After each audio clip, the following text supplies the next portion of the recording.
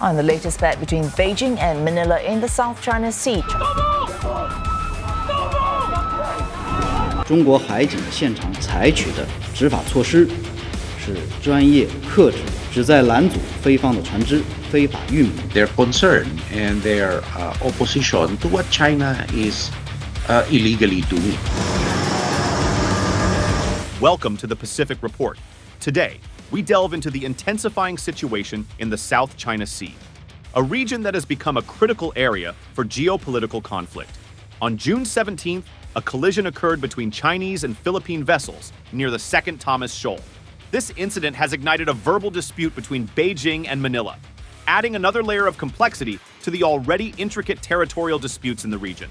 This incident is a manifestation of the broader strategic contest unfolding in these disputed waters, a contest that involves not only regional players but also global powers. Join us as we explore the historical context, the strategic interests at stake, the regional reactions, and expert opinions on this intensifying situation. The Chinese Coast Guard, CCG, accused a Philippine supply ship of deliberately and dangerously approaching and colliding with a Chinese vessel after allegedly intruding into Chinese waters near the Second Thomas Shoal. Manila swiftly rejected these allegations as deceptive and misleading, underscoring the ongoing narrative of mistrust and confrontation between the two nations. "We will not dignify the deceptive and misleading claims of the China Coast Guard," stated Xerxes Trinidad, chief of the Philippine Armed Forces Public Affairs Office. Trinidad emphasized the aggressive posture of the CCG, attributing the intensifying situation to their actions. "The continued aggressive actions of the CCG are escalating tensions in the region," he added, pointing out that the primary issue remains the illegal presence and operations of Chinese vessels within the Philippines' exclusive economic zone, EEZ. In the wake of the collision, the United States announced the completion of joint naval exercises in the Philippines' EEZ in collaboration with Japan and Canada. This move highlights the international dimension of the South China Sea disputes and the involvement of external powers in support of their regional allies.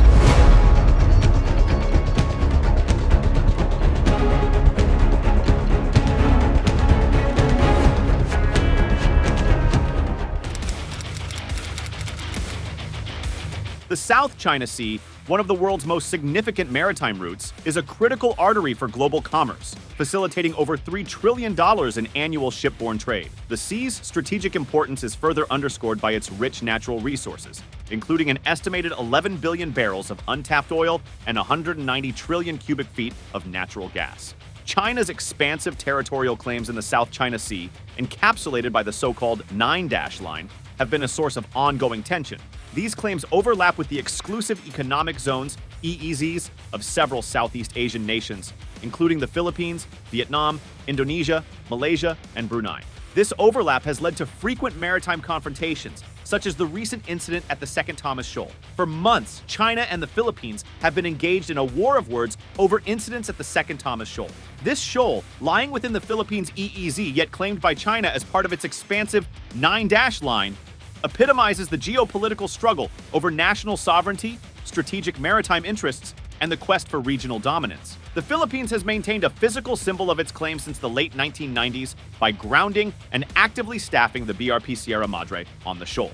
In recent years, China has ramped up its maritime activities, deploying Coast Guard and maritime militia vessels to assert its sovereignty. The situation has been particularly tense concerning Philippine resupply missions to its troops stationed on a deteriorating warship within its EEZ. These missions, which are critical for maintaining the Philippines' presence in the region, have often been met with what Manila describes as dangerous maneuvers by Chinese vessels. These confrontations have created fear that an incident at Second Thomas could spark a more serious conflict. Adding to the tension, the Chinese Coast Guard, emboldened by new regulations effective from June 15th, has adopted a more assertive approach. These rules, based on a 2021 law, permit the CCG to use lethal force against foreign ships in waters claimed by China and to detain suspected trespassers for up to 60 days without trial. This aggressive stance has heightened concerns about the potential for conflict in this contested region. In response to the escalating tensions in the South China Sea, regional powers have taken decisive actions to safeguard their interests and uphold international maritime law. The Philippine Coast Guard demonstrated its resolve by deploying 2 vessels to patrol the Scarborough Shoal, a contested area in the South China Sea. This move was aimed at protecting Filipino fishermen who have been the target of harassment by Chinese vessels in the past.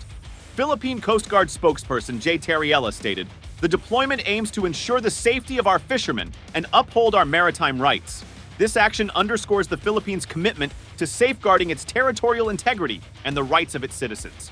In addition to the deployment of vessels, the Philippine Coast Guard also deployed a light plane to keep watch from a distance on a group of about 100 people who set off from western Zambales province to assert Manila's sovereignty over Scarborough Shoal and surrounding waters.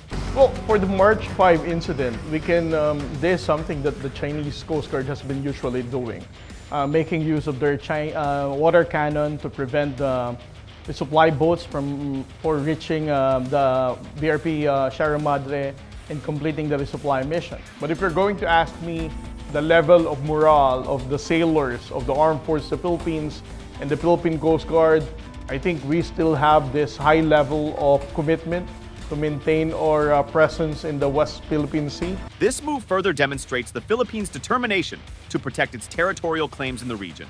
On the other hand, the United States, reaffirming its commitment to its treaty ally, the Philippines, conducted a two-day joint maritime exercise involving Canada, Japan, and the Philippines.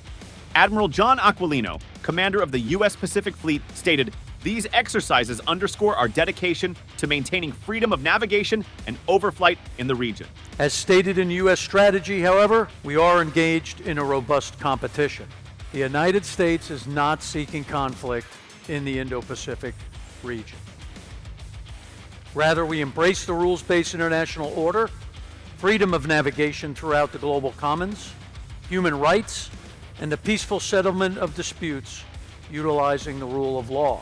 This exercise, known as Balikatan, is among the most complex Philippine-U.S. drills and involves more than 16,000 troops. For the first time, the exercise included joint naval operations in the Philippines' exclusive economic zone, EEZ, part of the South China Sea where tensions have escalated in the past year over the People's Republic of China's, PRC, aggressive actions to push its arbitrary territorial claims.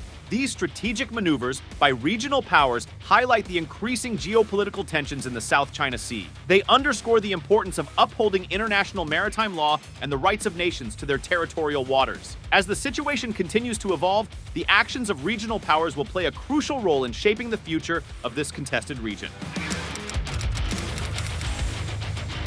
The recent collision in the South China Sea has drawn attention from experts around the globe, who warn that the situation is increasingly precarious. Dr. Elizabeth Economy, a senior fellow at the Hoover Institution, noted that the recent collision is symptomatic of a broader strategic contest between China and the United States, with Southeast Asian nations caught in between.